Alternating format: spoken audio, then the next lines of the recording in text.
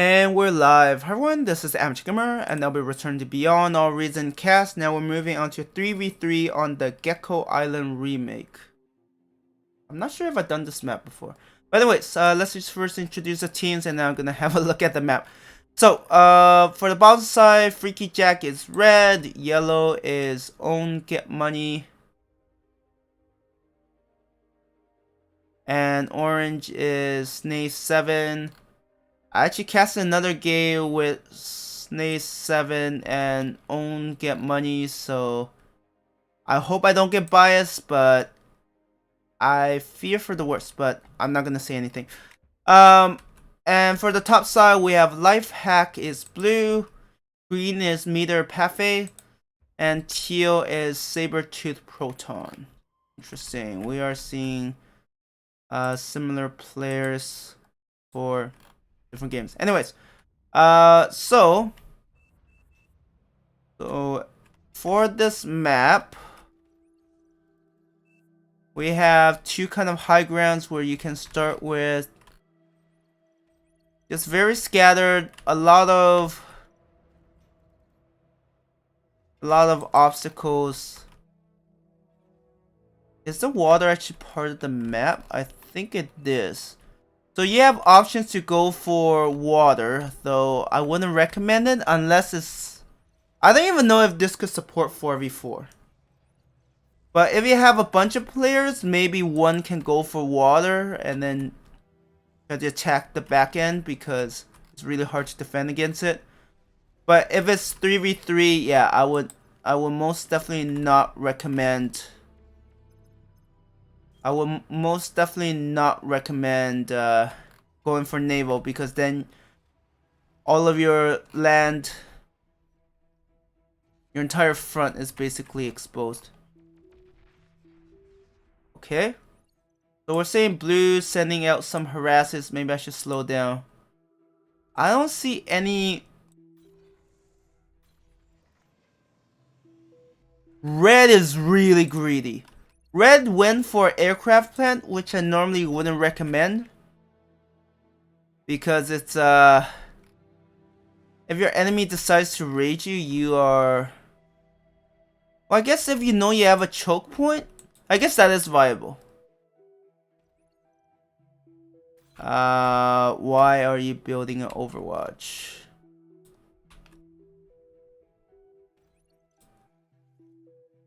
Some players really like... Wait, really? Is it the first game?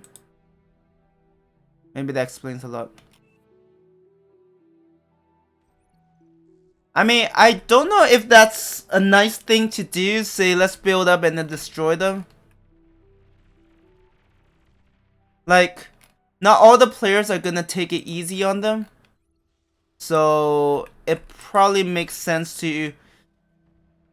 You know, what better way for them to learn than have standard builds, raid,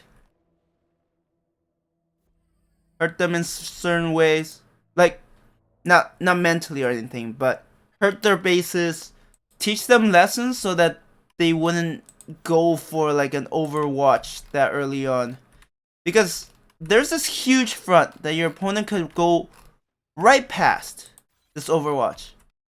Like, if it's a choke point through here, yeah. So we do see... Yeah, now green. Is green really just throwing units out?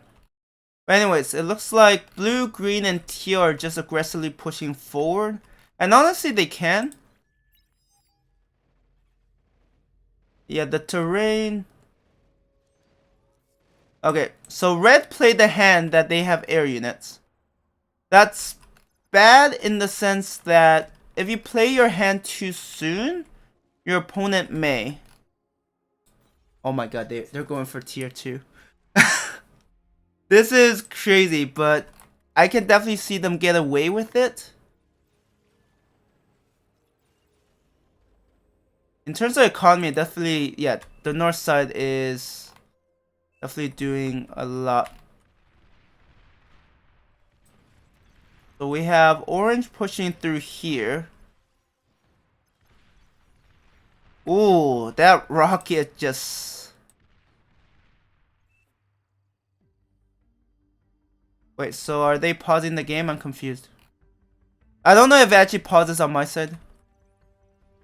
So, I mean, red doesn't look... I mean, red did go for a very unorthodox build. Unless they have a proper cut. Are they building...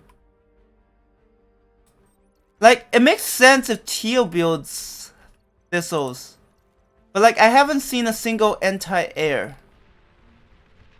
Okay, so orange is... Wait, so teal went for tier 2s, right? Oh my god, they're getting Quakers. I don't know if there's anything that can be used to stop them this early on. I mean, okay, air units. Okay, they're getting Furies, yeah. I have a feeling the battle is gonna get decided quite soon.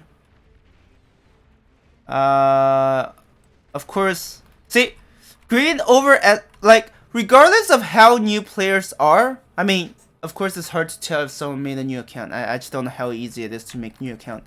But you should never underestimate your opponents. And that's for here. We have the Omen, Obscurer. I mean, the map is pretty big, all things considered. Like, it does take time to get units across. So raids might be a little harder to carry out on this map. Rather, is blue finally pushing? Probably. They just have more units. Like, there goes orange's commander. But I do think the lesson for this battle is just because your opponents are new, like maybe they're new to the game but they're not new to RTSs, and maybe they practice a lot single player and just started multiplayer. So don't underestimate them, because underestimating your opponent can tend to worsen the situation, right? Because you're giving your opponent a chance to basically come back or just crush you, right? Because teal went for tier 2. If red had went for very unit heavy and attacked, I don't think teal had enough units to stop it. And as of now, yeah, I think they have too many Quakers. Like, unless red goes for... I mean, I wouldn't go for Crocodile. Oh my god, they went for tier 2. I think that was a yellow commander, yeah. So yeah, lesson. Don't underestimate your opponent, right? Don't celebrate the win until you get the win. And also... yeah, don't do this. Wardens are really expensive. I mean, the fact that the top side had what, 3/4 of the map definitely doesn't help, because that's like just considerably more resources, which means more units. And I'm assuming they all went for... no, blue didn't go for tier 2. Yeah, green and teal went for tier 2. They didn't even need tier 2, honestly. If they build up a strong enough tier 1 force, it would have been enough.